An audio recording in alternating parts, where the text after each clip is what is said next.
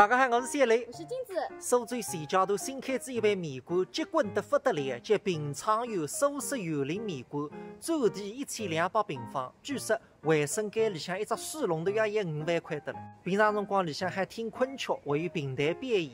这盘菜是红山河豚面的黄鱼面，不大讲着，今朝去尝尝看。창门西岗，但是难得来。金子进去吧。那个环境是没话讲。三千瓶药油，以人文关卡。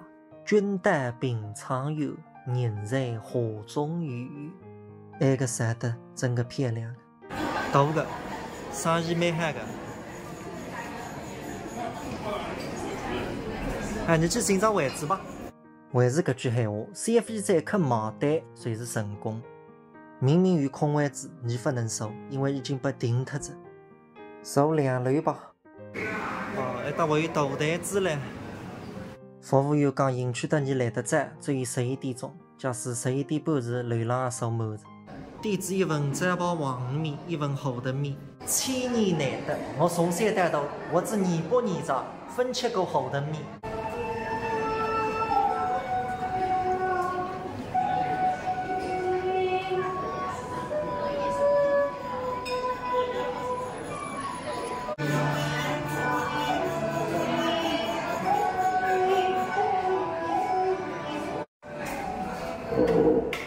一边吃面一边听昆曲。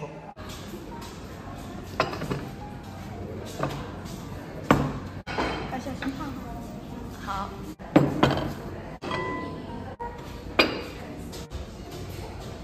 搞直播难吃黄鱼面啊！别个那个汤水帮我喝一口。谢谢吧。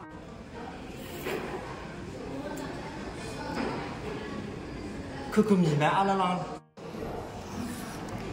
哦。像啥锅头也没少嘛。能啊。哦哟，你去杀他噻！预祝来各位我就拼死吃河豚。